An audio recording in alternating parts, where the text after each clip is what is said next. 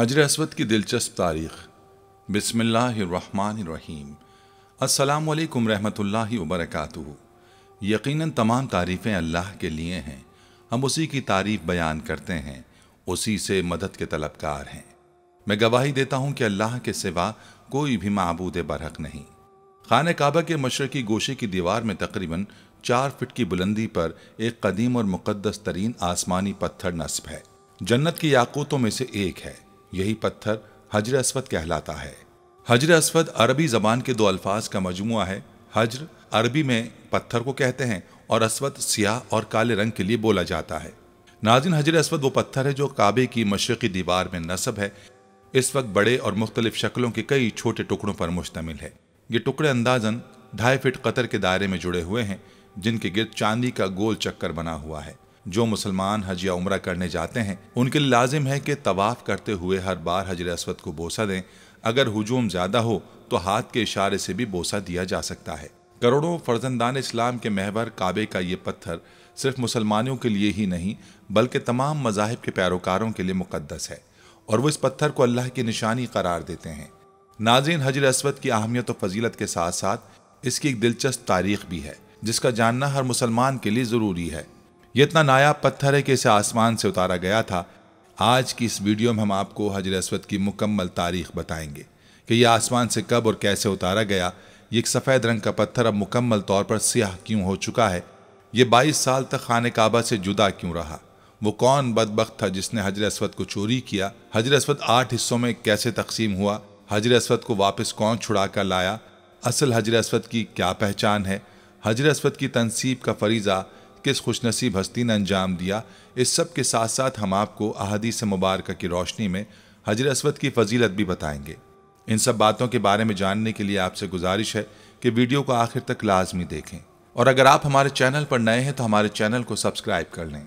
नाज़रीन, खाने काबा जो कि पूरी दुनिया में सब मुसलमानों का क़िबला है और दुनिया की पहली मस्जिद मस्जिदुल हराम के वस्त में वाक़े है। मस्जिदुल हराम की खुसूसियत ये है कि अल्लाह ताला ने इसे अमन का गहवारा बनाया है और इसमें एक नमाज पढ़ने का सवाब 1 लाख नमाज पढ़ने के बराबर है।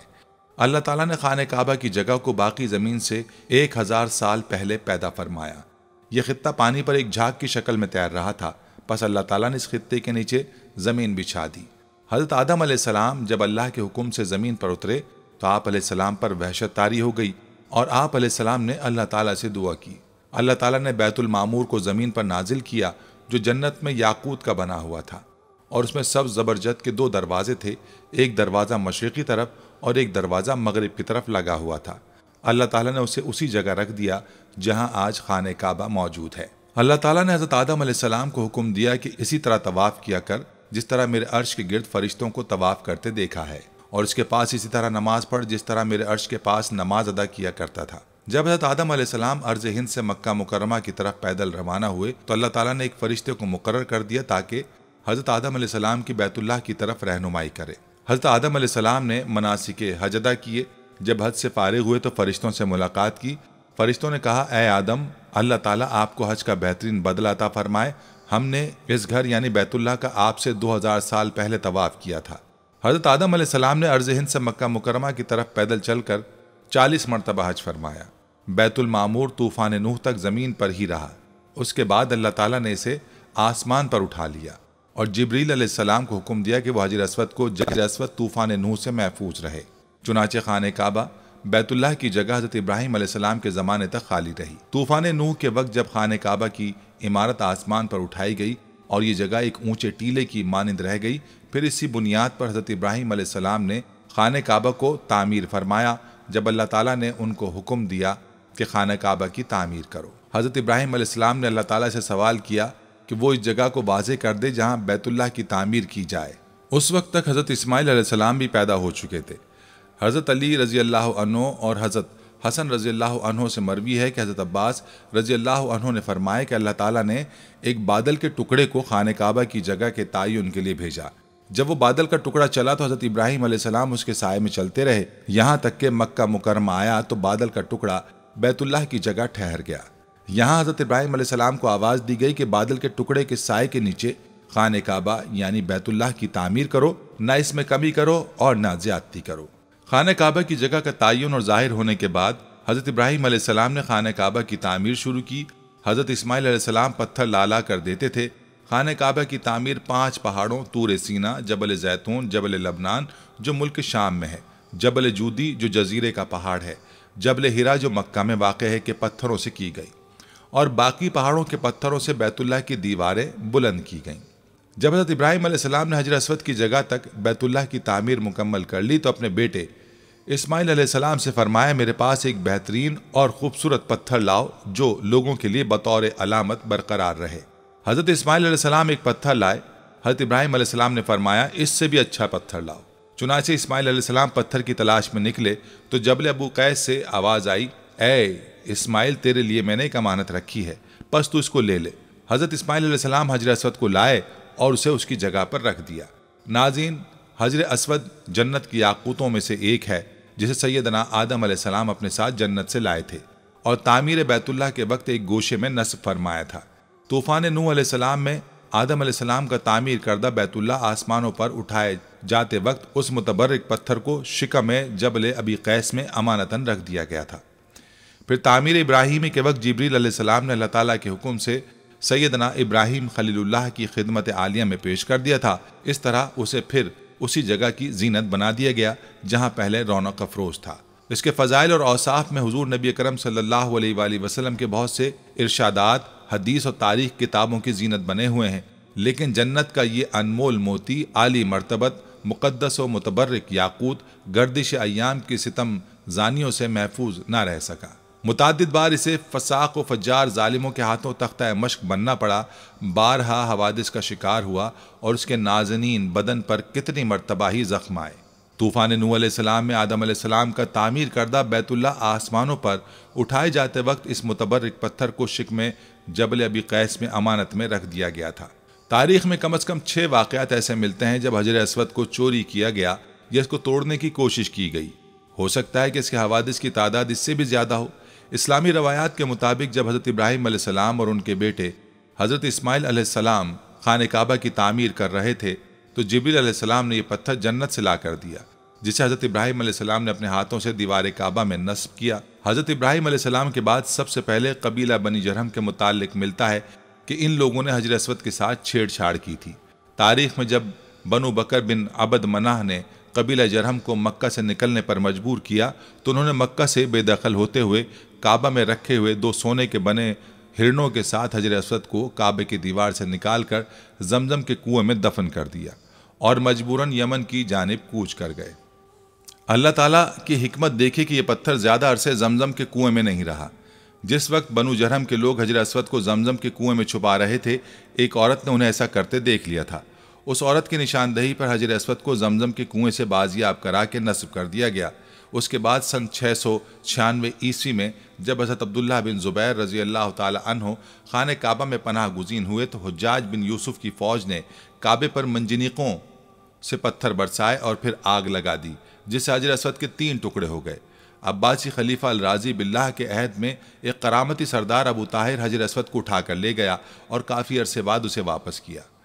ابو طاہر نامی شخص کی قیادت میں کرامتین نے 317 ہجری میں مکہ مکرمہ کا محاصرہ کر لیا اور مسجد الحرام جیسے مقدس مقام پر تقریباً 700 انسانوں کو قتل کیا اور زمزم کے کنویں کو اور مسجد الحرام کے احاطے کو انسانی لاشوں اور خون سے بھر دیا۔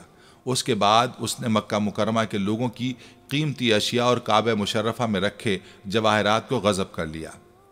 اس نے کعبے کی غلاف کو چیر پھاڑ کر کے اپنے پیروکاروں میں تقسیم کر دیا۔ کعبہ مشرفہ کے دروازے اور اس کے سنہری پرنالے کو کھاڑ ڈالا، اور پھر بات صرف یہیں ختم نہیں ہوئی بلکہ 7 ذی الحجہ 317 ہجری کو ابو طاہر نے حجر اسود کو کعبہ مشرفہ کی دیوار سے الگ کر دیا اور اس کی جگہ کو خالی چھوڑ دیا اور اس کو موجودہ دور میں جو علاقہ بحرین کہلاتا وہاں منتقل کر دیا۔ یہ حجر اسود کا ایک نہایت تکلیف دہ دور تھا۔ تقریباً 22 سال حجر اسود کعبہ شریف کی دیوار سے جدا رہا۔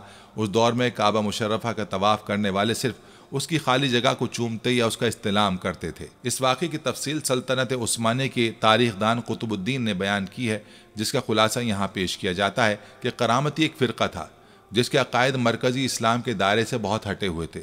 اس فرقے سے تعلق رکھنے والے ایک جنگی سردار ابو طاہر الجنابی نے بحرین کے شہر حجر میں موجود نام قطیف میں ایک عمارت بنوائی اور اس کا نام دار الحجرہ رکھا۔ اس کا مقصد یہ تھا کہ لوگ مکہ جا کر خانہ کعبہ کا حج ترک کر دیں اور اس کے بجائے اس کے دار الحجرہ میں آیا کریں۔ اس مقصد کے لیے اس نے 930 میں اپنی فوج کے ساتھ مکہ کا رخ کیا اور حج کے پہلے روز اپنے مسلح سپاہیوں سمیت گھوڑے پر سوار ہو کر حرم میں داخل ہو گیا اور سپاہیوں کو حکم دے کہ طواف کرتے ہوئے حاجیوں کو تلوار سے موت کے گھاٹ اتارتے جائیں۔ اس کی فوج نے حاجیوں کی لاشوں سے آب زمزم کا کنواں پاٹ دیا۔ تاریخ کی کتابوں میں لکھا ہے کہ اس قتل عام میں 30,000 کے قریب حاجی مارے گئے۔ قطب الدین نے اپنی کتاب میں لکھا کہ ابو طاہر اس وقت نشے میں دھت تھا۔ اس نے اسی حالت میں کعبے کا دروازہ اکھاڑ ڈالا اور چیخا، باخدا یہ میں ہوں، خدا پیدا کرتا ہے اور میں مارتا ہوں۔ ابو طاہر نے حاجیوں کا مال اسباب لوٹ لیا، ان کی عورتوں اور بچوں کو اپنے سپاہیوں میں تقسیم کر دیا۔ اب اسے مقام ابراہیم کی تلاش تھی، لیکن کعبے کے متولیوں نے اسی افراتفری کے دوران اسے چھپا دیا تھا، اس لیے وہ اسے نہیں ملا۔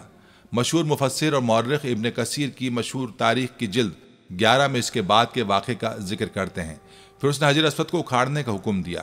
اس وقت ایک شخص نے آ کر اپنے ہاتھ کی ایک بھاری چیز سے اس پر ضرب لگائی اور کہا، کہاں ہے وہ تیرا ابابیل اور کہاں ہے وہ تیرا حجارہ من سجیل؟ ابو طاہر حجر اسود کو اونٹ پر لدوا کر اپنے شہر کی طرف چل پڑا۔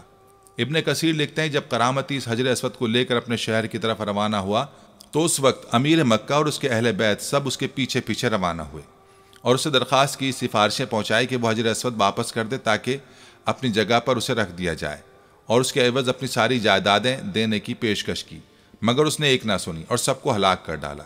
طاہر حجر اسود کو اپنے ساتھ بحرین لے گیا اور اسے اپنی تعمیر کردہ عمارت میں رکھوا دیا۔ حجر اسود 22 سال تک اس کی تحویل میں رہا، تاہم ابو طاہر کی یہ امید کہ اب لوگ اس کے شہر آ کر حج کیا کریں گے پوری نہیں ہوئی۔ لوگ اب بھی خانہ کعبہ جاتے رہے، حجر اسود کی خالی جگہ کو چومتے رہے۔ پھر اللہ سبحانہ تعالیٰ کی مشیت دیکھیے کہ 22 سال بعد 10 ذوالحجہ 339 ہجری کو کرامتین قبیلے میں سے ہی ایک آدمی نے حجر اسود کو آزاد کرایا اور واپس حجر اسود کے اصل مقام پر پیوست کروا دیا۔ کہا جاتا ہے کہ جب ابو طاہر چیچک کا شکار ہو کر 38 برس کی عمر میں مر گیا تو اس کا جانشین سنبر ابن الحسن کرامتی 20 مئی 951 کو حجر اسود لے کر مکہ مکرمہ آیا۔ اس موقع پر مکہ کے حکمران جعفر محمد ابن عبدالعزیز بھی موجود تھے، جنہوں نے دیکھا کہ حجر اسود کو چاندی کی تاروں سے باندھا ہوا ہے، کیونکہ اس دوران اس میں 5 دراڑیں پڑ گئی تھیں۔ حسن ابن المرزوق نامی معمار نے یہ پتھر اپنی جگہ پر نصب کیا۔ سنبر نے اس موقع پر کہا، ہم اسے خدا کی طاقت سے لے گئے تھے اور اسی کی مرضی سے واپس کر رہے ہیں۔ وہ اسے اپنے حکم سے لے گیا تھا اور اپنے حکم سے ہی واپس کر دیا۔ دوسری کتابوں میں آتا ہے کہ اس وقت کے عباسی خلیفہ المقتدر نے کرامتیوں کو حجر اسود واپس کرنے کے لیے 50,000 درہم کی پیشکش کی تھی، مگر انہوں نے اسے مسترد کر دیا۔ حجر اسود کی غیر موجودگی کے 21 برسوں کے دوران حج بڑی حد تک معطل رہا، کیونکہ کرامتی حاجیوں کے قافلے لوٹ لیا کرتے تھے۔ مشہور و معروف مورخ ابن خلدون نے بھی اپنی تاریخ میں اس کا ذکر کیا ہے۔ وہ اس کتاب کی جلد 4 میں لکھتے ہیں کہ کرامتیوں نے خانہ کعبہ کا دروازہ توڑ ڈالا، ایک شخص میزاب اتارنے کے لیے خانہ کعبہ پر چڑھا، گر کر مر گیا۔ مقتولین کچھ تو چاہے زمزم میں پھینک دیے گئے، باقی مانندگان کو مسجد حرام میں جو جہاں مارا گیا اسی مقام پر بلا غسل، نماز جنازہ اور کفن دفن کر دیا گیا۔ غلاف کعبہ کو اپنے ہمراہیوں میں تقسیم کر دیا اور اہل مکہ کے مکانات کو لوٹ لیا گیا۔ اس وقت ایک مسئلہ یہ ضرور پیش آیا، کیا واقعی اصل حجر اسود ہی ہے یا نہیں؟ تو اس وقت مسلمانوں کے ایک دانشور نے کہا کہ وہ اس کو ٹیسٹ کر کے بتا دے گا کہ یہ اصل حجر اسود ہے یا نہیں، کیونکہ اس نے اس کے بارے میں احادیث کا مطالعہ کر رکھا تھا۔ اس نے حجر اسود پر آگ لگائی تو حجر اسود کو آگ نہیں لگی اور نہ ہی وہ گرم ہوا۔ پھر اس نے اس کو پانی میں ڈبویا تو یہ پتھر ہونے کے باوجود اپنی خصلت کے برخلاف پانی میں ڈوبا نہیں، بلکہ سطح آب پر تیرتا ہی رہا۔ اس سے ظاہر ہو گیا کہ یہ اصل جنت کا پتھر ہی ہے، کیونکہ جنت کا پتھر کا آگ سے اور غرق یابی سے بھلا کیا تعلق ہو سکتا ہے۔ ناظرین، کہا جاتا ہے کہ جب یہ فیصلہ ہوا کہ حجر اسود کو واپس کیا جائے گا تو اس سلسلے میں خلیفہ وقت نے ایک بہت بڑے عالم اور محدث شیخ عبداللہ کو حجر اسود کی وصولی کے لیے ایک وفد کے ساتھ بحرین بھجوایا۔ یہ واقعہ علامہ سیوطی کی روایت سے اس طرح نقل کیا گیا ہے کہ جب شیخ عبداللہ بحرین پہنچ گئے تو بحرین کے حاکم نے ایک تقریب کا اہتمام کیا جس میں حجر اسود کو ان کے حوالے کیا گیا اور ایک پتھر خوشبودار اور خوبصورت غلاف میں سے نکالا گیا۔ یہ حجر اسود ہے، اسے لے جائیں۔ محدث عبداللہ نے فرمایا کہ نہیں، بلکہ حجر اسود کی 2 نشانیاں ہیں۔ اگر یہ پتھر اس معیار پر پورا اترا تو یہ حجر اسود ہوگا اور ہم لے جائیں گے۔ پہلی نشانی یہ کہ پانی میں ڈوبتا نہیں ہے، دوسری یہ کہ آگ سے گرم نہیں ہوتا۔ اب اس پتھر کو جب پانی میں ڈالا گیا تو وہ ڈوب گیا، اور پھر اسے آگ میں ڈالا گیا تو سخت گرم ہو گیا۔ فرمایا ہم اصل حجر اسود کو لیں گے۔ پھر اصل حجر اسود کو لایا گیا اور آگ میں ڈالا گیا تو وہ ٹھنڈا نکلا۔ پھر پانی میں ڈالا گیا تو وہ پھول کی طرح پانی کے اوپر تیرنے لگا۔ تو محدث عبداللہ نے فرمایا یہی ہمارا حجر اسود ہے، اور یہی خانہ کعبہ کی زینت ہے، اور یہی جنت والا پتھر ہے۔ یہ سب دیکھ کر ابو طاہر سلیمان قرامتی نے بڑے تعجب سے محدث عبداللہ سے پوچھا کہ آپ کو یہ باتیں کہاں سے معلوم ہوئیں؟ تو محدث عبداللہ نے جواب دیا کہ ہمیں یہ معلومات آقا محمد صلی اللہ علیہ وآلہ وسلم سے ملی ہیں کہ حجر اسود پانی میں ڈوبے گا نہیں، آگ سے گرم نہیں ہوگا۔ اور اس کے بعد جب قافلہ واپس مکہ کی طرف روانہ ہوا تو حجر اسود کو ایک کمزور اونٹنی پر رکھا گیا، جس نے تیز رفتاری سے اسے خانہ کعبہ تک پہنچا دیا۔ حجر اسود کی وجہ سے اس اونٹنی میں زبردست طاقت آ گئی تھی، کیونکہ حجر اسود اپنے مرکز بیت اللہ کی طرف واپس جا رہا تھا۔ کہا جاتا ہے کہ جب حجر اسود کو بیت اللہ سے نکال کر بحرین لایا جا رہا تھا تو جس اونٹ پر بھی رکھا جاتا وہ کچھ فاصلے کے بعد مر جاتا، حتیٰ کہ بحرین پہنچتے تک 40 اونٹ مر گئے تھے۔ یہ واقعہ تاریخ کی مستند کتاب البدایہ والنہایہ اور المنتظم میں موجود ہے۔ ناظرین، اسی طرح سن 363 ہجری میں ایک رومی شخص نے اپنے کلہاڑے سے حجر اسود پر کاری ضرب لگائی، جس سے اس پر چٹکنے کا ایک واضح نشان پڑ گیا۔ اس نے دوسری شدید ضرب لگانے کے لیے جیسے ہی اپنے کلہاڑے کو اٹھایا، اللہ سبحانہ تعالیٰ کی مدد آن پہنچی، اور قریب ہی موجود ایک یمنی شخص نے جو اس کی گھناؤنی کارروائی دیکھ رہا تھا، چشم زدن میں اس نے اسے قتل کر ڈالا، اور اس کی حجر اسود پر دوسری ضرب لگانے کی خواہش دل ہی میں رہ گئی۔ اس کے بعد 413 ہجری میں فاطمید نے اپنے 6 پیروکاروں کو مکہ مکرمہ بھیجا، جس میں سے ایک الحاکم العبیدی تھا، جو ایک مضبوط جسم کا مالک تھا، سنہرے بالوں والا، طویل قد و قامت والا انسان تھا۔ وہ اپنے ساتھ ایک تلوار اور ایک لوہے کی سلاخ لایا تھا۔ اپنے ساتھیوں کے اکسانے پر اس نے دیوانگی کے عالم میں تابڑ توڑ 3 ضربیں حجر اسود پر لگا ڈالیں، جس سے اس کی کرچیاں اڑ گئیں۔ وہ ہزیانی کیفیت میں اول فول بکتے ہوئے کہہ رہا تھا، معاذ اللہ، کہ جب تک اسے پورا نہ اکھاڑ پھینکے گا جب تک سکون سے نہیں بیٹھے گا۔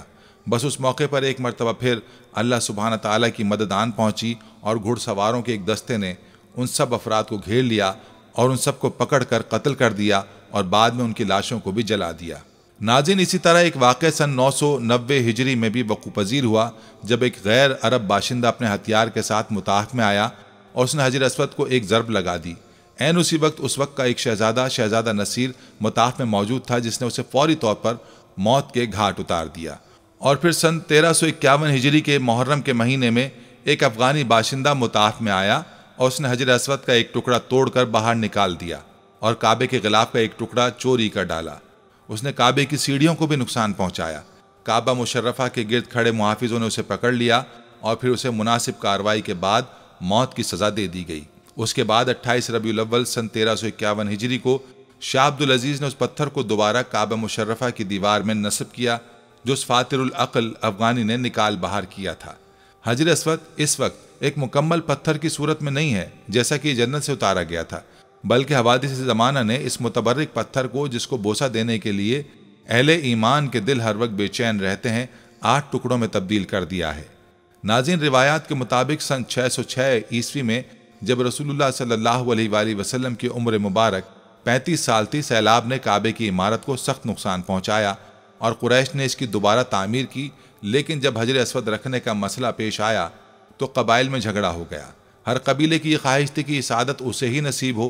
رسول اللہ صلی اللہ علیہ وآلہ وسلم نے اس جھگڑے کو طے کرنے کے لیے یہ طریقہ اختیار کیا کہ حجر اسود کو ایک چادر میں رکھا اور تمام سرداران قبائل سے کہا کہ وہ چادر کے کونے پکڑ کر اٹھائیں۔ چنانچہ سب نے مل کر چادر کو اٹھایا، اور جب چادر اس مقام پر پہنچی جہاں اسے رکھا جانا تھا تو آپ نے اپنے مبارک ہاتھوں سے اس کو دیوار کعبہ میں نصب کر دیا۔ سب سے پہلے حضرت عبداللہ بن زبیر رضی اللہ تعالیٰ عنہ نے حجر اسود پر چاندی چڑھوائی۔ 1268 میں سلطان عبد الحمید نے حجر اسود کو سونے میں مڑوایا۔ 1281 میں سلطان عبد العزیز نے اسے چاندی سے مڑوایا۔ ناظرین، مسلمانوں کے نزدیک یہ پتھر بہت مقدس اور متبرک ہے۔ جو مسلمان حج کرنے جاتے ہیں ان کے لیے لازم ہے کہ طواف کرتے ہوئے ہر بار حجر اسود کو بوسہ دیں۔ اگر ہجوم زیادہ ہو تو دور سے ہاتھ کے اشارے سے بوسہ دیا جا سکتا ہے۔ جب خانہ کعبہ کی دیواریں ہاتھ جتنی بلندی تک چن لی گئیں تو حضرت اسماعیل علیہ السلام ایک پتھر لائے جس پر کھڑے ہو کر حضرت ابراہیم علیہ السلام نے دیواریں مزید بلند کرنا شروع کی۔ روایت ہے کہ جوں جوں دیوار اونچی ہوتی جاتی یہ پتھر اپنے آپ ہی بلند ہوتا جاتا تھا، اور جب ابراہیم علیہ السلام اس پتھر پر سے اترنا چاہتے تھے तो नीचे हो जाता था। इस पत्थर पर हज़रत इब्राहीम अलैहिस्सलाम के कदमों के निशान अव्वल इस्लाम से अभी तक मौजूद हैं। ये पत्थर उस ज़माने से हज़रत उमर फारूक रज़ी अल्लाह अन्हु के दौर खिलाफत तक काबे की दीवार के साथ चिपका रहा। फिर इस पत्थर को हज़रत उमर फारूक रज़ी अल्लाह अन्हु ने खाने काबा से कुछ दूर कर दिया ताकि तवाफ़ के वक्त रुकावट ना बने, जिसे मकाम इब्राहीम कहा जाता है। काबा शरीफ को इस्लाम से कबल कुल 4 मरतबा तामीर किया गया है। अव्वल हज़रत इब्राहीम अलैहिस्सलाम ने तामीर फरमाया और उसका जिक्र हमें कुरान और हदीस में भी मिलता है कि हज़रत आदम अलैहिस्सलाम ने खुदा तबारक व तआला के हुक्म से काबा शरीफ की तामीर की। हज़रत इब्राहीम अलैहिस्सलाम ने जब काबे को तामीर किया तो उन्होंने काबे को 9 गज 4.5 मीटर ऊंचा रखा। मशरक़ की जानिब से बैतुल्लाह की लंबाई को 32 गज यानी 16 मीटर रखा, मगरिब की जानिब से 31 गज यानी 15.5 मीटर, शुमाल की जानिब से 20 गज यानी 10 मीटर और जुनूब की जानिब से 23 गज यानी 11 मीटर की लंबाई रखी। उन्होंने तामीर काबा के वक्त काबे की ऊपर छत नहीं बनाई, बल्कि 2 दरवाजे बना दिए जो कि ज़मीन से बिल्कुल मुत्तसिल थे। दूसरी और तीसरी मरतबा काबा शरीफ की तामीर की जिम्मेदारी बनु अमालका और बनु जरहम ने बिलतरतीब की और काबा शरीफ की तामीर नौ को तश्कील दिया। इमाम अली इब्न अबी तालिब रज़ी अल्लाह अन्हु फरमाते हैं कि हज़रत इब्राहीम अलैहिस्सलाम के तामीर काबा के बहुत ज़माने बाद काबा मुअज़्ज़मा की दीवार कमज़ोर पड़ गई तो बनु अमालका ने काबे की तामीर नौ की। फिर उनके बाद बनु जरहम ने तामीर किया। फिर काबे की इमारत में कमज़ोरियाँ और ख़राबियाँ लाहक हुईं तो उसको कुरैश ने तामीर किया। चौथी मरतबा बनु जरहम के तामीर काबा के कुछ ज़माने बाद जब इमारत काबा मुअज़्ज़मा में फिर से खराबियां लाहक हुई तो कुरैश ने तामीर काबा का बेड़ा लिया और काबे को तामीर किया। तारीख की किताबों में कुरैश की तामीर काबा की वजह आती है कि कबीला कुरैश से एक औरत काबे को रोशन करने की गर्ज से रोशनदान में कुछ चिंगारियां लेकर जाती है और अचानक उसमें से कुछ चिंगारियां उड़कर गिलाफ़े काबा को लग जाती हैं और आग पकड़ लेती है, जिसकी वजह से जदार काबा को काफ़ी खराबियां लाहक होती हैं। ये देखकर कुरैश के अंदर एक दहशत फैल जाती है कि अगर उन्होंने काबे की तामीर नहीं की तो उन पर अजाब इलाही का कहर आएगा, और इसी बिना पर कुरैश आगे बढ़कर काबे की तामीर नौ पर इकट्ठे होते हैं और उसके लिए सिर्फ हलाल माल जमा करते हैं। हलाल माल इतने वाफर में जमा नहीं होता कि काबे को मुकम्मल बिनाए इब्राहिमी की शक्ल दे सकें। इसीलिए उन्होंने हजर अस्वद की जानिब से 6 गज और 1 शबर यानी 3.23 मीटर कम कर देते हैं और एक छोटी सी दीवार से घेर देते हैं कि लोग तवाफ के वक्त उसके अंदर ना आ सकें। अहले कुरैश ने तामीर काबा के वक्त कुछ तब्दीलियां भी की, जैसे कि उन्होंने काबे की ऊंचाई को 9 गज यानी 4.5 मीटर से 18 गज यानी कुल 9 मीटर तक बढ़ा दिया और साथ ही काबे के ऊपर छत भी डाल दी गई। बाब गरबी को बंद कर दिया गया, जबकि बाब शर्की की ऊंचाई भी कुछ ज़्यादा बढ़ा दी गई। और सबसे अहम बात यह कि कुरैश के काबे की इस तामीर नौ में हमारे प्यारे आका सल्लल्लाहु अलैहि वसल्लम भी शामिल थे। नाज़रीन, अब यहाँ आपको हजर अस्वद की फजीलत के बारे में कुछ अहादीस मुबारका से सुनाते चलें। प्यारे आका करीम सल्लल्लाहु अलैहि वसल्लम ने फरमाया, हजर अस्वद जन्नत से आया हुआ पत्थर है, ये दूध से ज़्यादा सफ़ेद था। बनु आदम के गुनाहों ने इसे काला कर दिया। बाज़ रिवायात से मालूम होता है कि इस मुबारक पत्थर का वो हिस्सा जो दीवार के अंदर है वो सफ़ेद ही है। जैसे कि हज़रत मुजाहिद फरमाते हैं कि जब हज़रत अब्दुल्ला बिन ज़ुबैर ने बैतुल्लाह को दोबारा तामीर की गर्ज से मुनहदिम किया तो मैंने देखा कि हजर अस्वद का वो हिस्सा जो दीवार के अंदर था वो सफ़ेद था। वो मालूम हुआ कि गुनाहों के सबब सिर्फ बैरूनी हिस्सा सियाह हुआ है और उसी वजह से उसको हजर अस्वद यानी काला पत्थर कहा जाता है।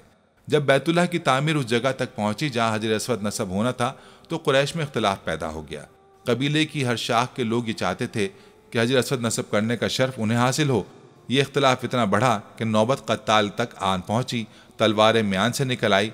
इतने में अबू उमैया मखजूमी जो कुरैश के मोहम्मद शख्स थे उठे और कहने लगे, हमारे दरमियान इस नज़ा का फैसला वो शख्स करेगा जो कल सबसे पहले बनु शेबा दरवाजे से हरम में दाखिल होगा। इस बात पर सब मुत्तफिक हो गए। इधर फैसला खुदाबंदी हो चुका था कि उसके होने वाले नबी मोहम्मद सल्लल्लाहु अलैहि वसल्लम इस शर्फ से बहरवर होंगे। चुनाचे अगले दिन सबसे पहले दाखिल होने वाली ज़ात आली सरवर दो आलम की थी। लोगों ने आपको देखा तो बैक आवाज़ में कहा, ये अमीन है, हम इनके फैसले पर राज़ी हैं। आप सल्लल्लाहु अलैहि वसल्लम को सूरत हाल से बाखबर किया गया। आप सल्लल्लाहु अलैहि वसल्लम ने एक चादर तलब की और दस्ते मुबारक से हजर अस्वद को उठाकर उसके दरमियान रख कर फरमाया, हर कबीले के सरदार चादर के कोनों को पकड़कर इसको वहां तक पहुंचा दे। तब आप सल्लल्लाहु अलैहि वसल्लम ने दस्ते मुबारक से उस पत्थर मुबारक को उठाकर उसकी जगह पर नस्ब फरमा दिया। آپ کے اس حکیمانہ فیصلے پر سب نے رضامندی اور خوشی کا اظہار کیا۔ کعبے کی دیوار کے جس گوشے میں یہ نصب کیا گیا اسے رکن حجر اسود کہتے ہیں۔ کعبہ شریف کی دیوار میں اس پتھر کے ٹکڑے جڑے ہوئے ہیں۔ شروع میں ایک ہی ٹکڑا تھا، مگر کرامتی اور ان کے بعد کچھ ایسے حادثے پیش آئے جن کا تفصیلی تذکرہ ہم اوپر کر چکے ہیں۔ ان کی وجہ سے اس کا ظاہری حصہ ٹوٹ گیا۔ اب اس کے چھوٹے چھوٹے 8 ٹکڑے ہیں۔ ان کا سائز مختلف ہے۔ بڑا ٹکڑا کھجور کے برابر ہے۔ ان ٹکڑوں کو ایک پتھر کے بڑے بڑے ٹکڑوں میں جوڑا گیا ہے اور پھر اس پر چاندی کا فریم لگا دیا گیا ہے۔ یہی وہ ٹکڑے ہیں جن کو بوسہ دینا مسنون ہے، نہ کہ وہ بڑا پتھر جس میں یہ جڑے گئے ہیں، اور نہ چاندی کا وہ خول جو بڑے پتھر پر چڑھایا ہوا ہے۔ حج اور عمرہ کرنے والوں کے لیے حجر اسود کی بڑی اہمیت اور فضیلت ہے۔ حج و عمرہ کرنے والے میقات سے احرام باندھ لیتے ہیں، پھر لبیک اللہم لبیک کہتے ہوئے کعبہ شریف پہنچتے ہیں۔ طواف شروع کرنے کے لیے حجر اسود کی طرف جانا پڑتا ہے۔ تلبیہ پڑھنا بند کر دیا جاتا ہے اور اوپر کی چادر مرد حضرات کو دائیں بغل کے نیچے سے نکال کر بائیں کاندھے پر ڈالی جاتی ہے۔ اس طرح دائیں کاندھا اور بازو ننگا رہتا ہے اور اسے استباق کہتے ہیں۔ اس صورت میں حجر اسود کے سامنے آنا پڑتا ہے۔ حجر اسود بالمقابل آ جائے اور قدرے دائیں طرف رہے، بوسہ دینا ممکن نہ ہو تو دونوں ہتھیلیوں کو حجر اسود کی طرف کرنا پڑتا ہے اور ہتھیلیوں کو پھر چوما جاتا ہے۔ اس فعل کو استعلام کہتے ہیں۔ طواف کرنے کے لیے دائیں طرف رخ کرنا پڑتا ہے۔ بیت اللہ کے گرد چکر لگانا شروع کیا جاتا ہے اور حجر اسود پر آ کر ایک چکر مکمل ہو جاتا ہے۔ حجر اسود پر ازدحام نہ کیا جائے، نہ کسی کی تکلیف کا نشانہ بنے۔ حکومت نے حجر اسود کے پاس بیت اللہ کی دیوار سے ملحق ایک ایسی جگہ بنا دی ہے جس پر ایک منتظم کھڑے ہو کر بوسہ لینے والوں میں نظم و نسق برقرار رکھنے کی کوشش کرتا ہے۔ ناظرین، عورتوں کو مردوں کی بھیڑ میں گھس کر بوسہ لینے کی کوشش نہیں کرنی چاہیے۔ جبکہ حجر اسود کی طرف اشارہ کر کے ہاتھ کا استعلام کیا جائے تو اس وقت آواز بلند نہ کی جائے۔ حجر اسود والے کونے اور خانہ کعبہ کے دروازے کے درمیان جگہ کو ملتزم کہتے ہیں۔ یہ قبولیت دعا کی جگہ ہے۔ اس مقام پر سنت یہ ہے کہ بیت اللہ کی دیوار سے چمٹ کر دعائیں کی جائیں۔ اس جگہ پر انسان اللہ تعالیٰ سے جس چیز کا سوال کرتا ہے اور جس چیز سے پناہ مانگتا ہے، اللہ تعالیٰ اس کو عطا فرما دیتے ہیں۔ ناظرین، یہاں حجر اسود کے متعلق احادیث مبارکہ بھی آپ کو سناتے چلیں کہ عبداللہ بن عمر رضی اللہ عنہ بیان کرتے ہیں کہ میں نے نبی کریم صلی اللہ علیہ وآلہ وسلم کو یہ فرماتے سنا، بلا شبہ حجر اسود اور مقام ابراہیم جنت کے یاقوتوں میں سے یاقوت ہیں۔ اللہ تعالیٰ نے ان کے نور اور روشنی کو ختم کر دیا ہے۔ اگر اللہ تعالیٰ اس روشنی کو ختم نہ کرتا تو مشرق و مغرب کا درمیانی حصہ روشن ہو جاتا۔ سنن ترمذی حدیث نمبر 804۔ حجر اسود اللہ تعالیٰ نے زمین پر جنت سے اتارا ہے۔ ابن عباس رضی اللہ عنہ بیان کرتے ہیں کہ نبی صلی اللہ علیہ وآلہ وسلم نے فرمایا، حجر اسود جنت سے نازل ہوا ہے۔ سنن ترمذی حدیث نمبر 877۔ سنن نسائی حدیث نمبر 2935 میں امام ترمذی رحمہ اللہ تعالیٰ نے اس حدیث کو صحیح قرار دیا ہے۔ امام ترمذی رحمۃ اللہ علیہ نے اس حدیث کو صحیح قرار دیا ہے۔ حجر اسود دودھ سے بھی زیادہ سفید تھا جسے اولاد آدم کے گناہوں نے سیاہ کر دیا ہے۔ ابن عباس رضی اللہ تعالیٰ عنہما بیان کرتے ہیں کہ رسول اکرم صلی اللہ علیہ وآلہ وسلم نے فرمایا، حجر اسود جنت سے آیا تو دودھ سے بھی زیادہ سفید تھا اور اسے بنو آدم کے گناہوں نے سیاہ کر دیا ہے۔ حجر اسود روز قیامت ہر اس شخص کی گواہی دے گا جس نے اس کا حق کے ساتھ استلام کیا۔ ابن عباس رضی اللہ عنہما بیان کرتے ہیں کہ نبی صلی اللہ علیہ وآلہ وسلم نے حجر اسود کے بارے میں فرمایا، اللہ کی قسم اللہ تعالیٰ اسے قیامت کو لائے گا تو اس کی 2 آنکھیں ہوں گی جن سے یہ دیکھے، اور زباں ہوگی جس سے بولے، اور ہر اس شخص کی گواہی دے گا جس نے اس کا حقیقی استلام کیا۔ سنن ترمذی حدیث نمبر 961، سنن ابن ماجہ حدیث نمبر 2944۔ امام ترمذی نے اس حدیث کو حسن کہا ہے اور حافظ ابن حجر نے فتح الباری میں اس کی تقویت بیان کی ہے۔ حجر اسود کا استلام یا بوسہ یا اس کی طرف اشارہ کرنا یہ ایسا کام ہے جو طواف کے ابتدا میں ہی کیا جاتا ہے، چاہے وہ طواف حج میں ہو یا عمرے میں یا پھر نفلی طواف کیا جا رہا ہو۔ جابر بن عبداللہ رضی اللہ تعالیٰ عنہ بیان کرتے ہیں کہ رسول اکرم صلی اللہ علیہ وآلہ وسلم جب مکہ مکرمہ تشریف لائے تو حجر اسود کا استلام کیا اور پھر اس کے دائیں جانب چل پڑے اور 3 چکروں میں رمل کیا اور باقی 4 میں آرام سے چلے۔ صحیح مسلم حدیث نمبر 1218۔ حجر اسود کا استلام یہ ہے کہ اسے ہاتھ سے چھوا جائے۔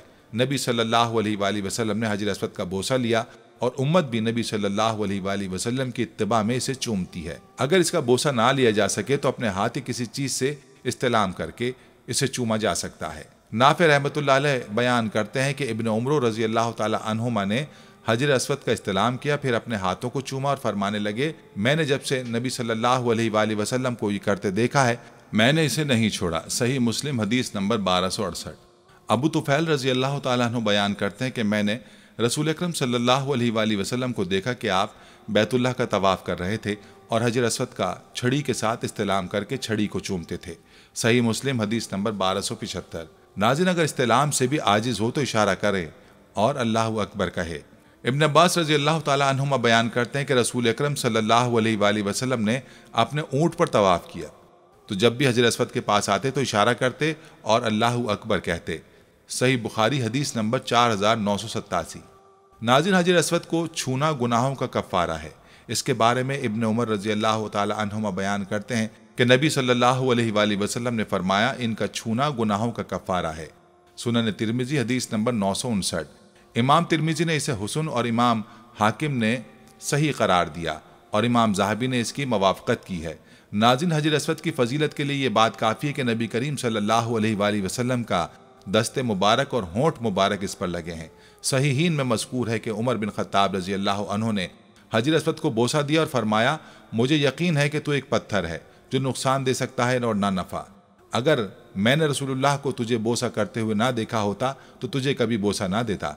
इब्न अब्बास रज़ी अल्लाह अन्हुमा से रिवायत है कि रसूलुल्लाह सल्लल्लाहु अलैहि वसल्लम ने फरमाया, अल्लाह की कसम, अल्लाह क़यामत के दिन हजर अस्वद को इस हाल में लाएगा कि उसकी दो आंखें होंगी जिनसे देखेगा और ज़बान होगी जिससे बातें करेगा।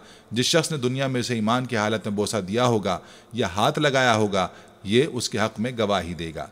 अब्दुल्ला बिन उमरो बिन आस रज़ी अल्लाह अन्हु ने अपने कानों पर हाथ रखकर 3 दफ़ा फरमाया, मैं अल्लाह की कसम खाता हूँ कि मैंने रसूलुल्लाह सल्लल्लाहु अलैहि वसल्लम को फरमाते सुना है, हजर अस्वद और मकाम इब्राहिम जन्नत के 2 चमकदार पत्थर थे, लेकिन अल्लाह ताला ने इनका नूर ख़त्म कर दिया। अगर अल्लाह ताला इनका नूर ख़त्म ना फरमाता तो ये ज़मीन व आसमान के दरमियान या मशरिक़ व मग़रिब के दरमियान पूरी दुनिया को रोशन कर देते।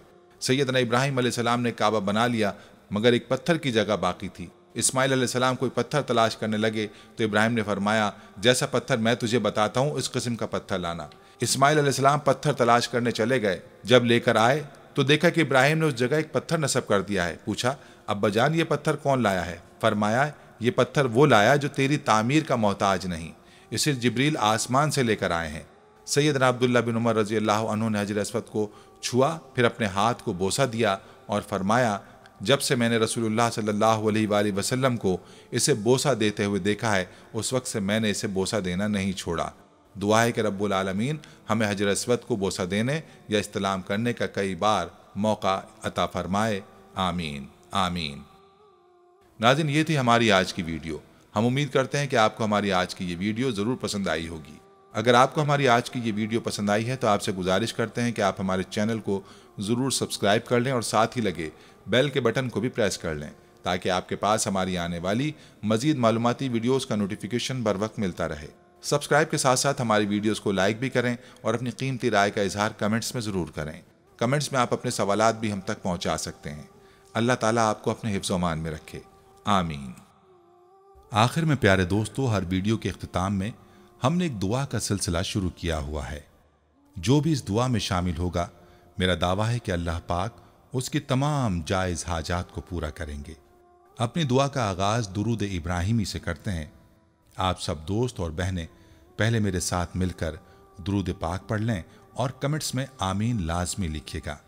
अल्लाह पाक उस आमीन को लिखने की बरकत से आपकी और मेरी तमाम जायज़ हाजात को पूरा फरमाएंगे। दुआ का आगाज़ करते हैं।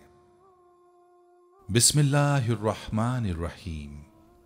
अल्लाहुम्मा सल्ली अला मुहम्मदिन व अला आलि मुहम्मदिन कमा सल्लैता अला इब्राहीम व अला आलि इब्राहीम इन्नका हमीदुम मजीद।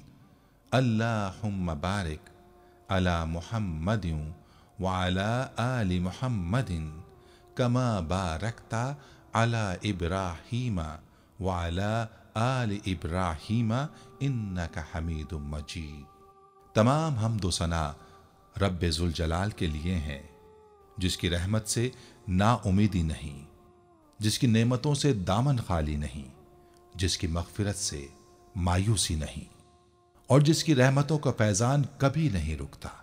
ऐ अल्लाह पाक, ऐ अल्लाह तू पाक है, तेरा शुक्र अदा करते हैं इस इकरार के साथ कि तेरे सिवा कोई माबूद नहीं, तू सबसे बड़ा है, तेरा कोई शरीक नहीं और ना ही कोई हमसर है। जमीन व आसमान पर जितनी भी मखलूकात हैं, तू सबका मालिक है और तू ही सबका पालने वाला है। ऐ अल्लाह पाक, बिलाशुबा तू हमसे मोहब्बत करता है। यही वजह है कि तूने हमें ईमान की दौलत से नवाजा और हमें अपने महबूब सल्लल्लाहु अलैहि वसल्लम का उम्मती बनाया। या अल्लाह, अपने प्यारे हबीब पाक सल्लल्लाहु अलैहि वसल्लम के सदक़े हमारी जिंदगियों को पुरसुकून और आसान बना दे। या इलाही, हम सब के गुनाह मुआफ फरमा दे, हम सबको आबिद और सहर खेस बना दे, हम पर राज़े शौक़ आश्कार कर दे, हमें गुलामी मुस्तफ़ा सल्लल्लाहु अलैहि वसल्लम से सरफराज फरमा दे, हमारे दिलों की वीरान बस्ती को अपनी रहमत से आबाद कर दे और हमें उस रास्ते पर हमेशा कायम रख जो नबी पाक सल्लल्लाहु अलैहि वसल्लम ने बतलाया है। या अल्लाह पाक, हम सबको सच्चे दिल से तौबा करने की तौफीक अता फरमा दे। ऐ रब्ब रहीम, हम गुनाहों की दलदल में डूब गए हैं, हम बदकारियों की मस्तियों में गिर पड़े हैं, हम मायूसियों के अंधेरों में भटक रहे हैं, रहमत इलाही से खुद ही रूठ गए हैं। ऐ अल्लाह, हम निदामत के आंसुओं से ना आशना हैं, हम एक सच्ची तौबा के तलबगार हैं। ऐ अल्लाह पाक, अपनी रहमत से हमें वो सच्ची तौबा अता फरमा। ऐ परवरदिगार, हमें हमारे वालिदैन को, हमारे अहल अयाल को, हमारे आबा व अजदाद और हमारी आने वाली नस्लों को अपनी आफियत अता फरमा। हम सबको बेहिसाब रिज़्क़ अता फरमा, हम सबको हासिदों के हसद से बचा। दोनों जहानों के मालिक, जब हम थक जाएं तो हमें आराम पहुंचाना, जब मुश्किलें भर जाएं तो आसानी बन जाना, जब हम कमजोर पड़ जाएं तो हमारी ताकत बन जाना, जब हम दुख और तकलीफ में हों तो हमारा मरहम बन जाना, जब हम मायूस हो जाएं तो हमारा भरोसा और यकीन बन जाना, जब हम भूख से निढाल हो जाएं तो तेरी याद ही हमारी ग़िज़ा बन जाए, जब हर तरफ बेचैनियां भर जाएं तो ऐ पाक परवरदिगार हमारा सुकून बन जाना, जब हमारे अंदर मायूसी का अंधेरा भरने लगे तो उम्मीद की रोशनी बन जाना, जब हर चीज हमारे लिए नामुमकिन हो जाए तो हर चीज को अपने खास फजल करम से मुमकिन बना देना।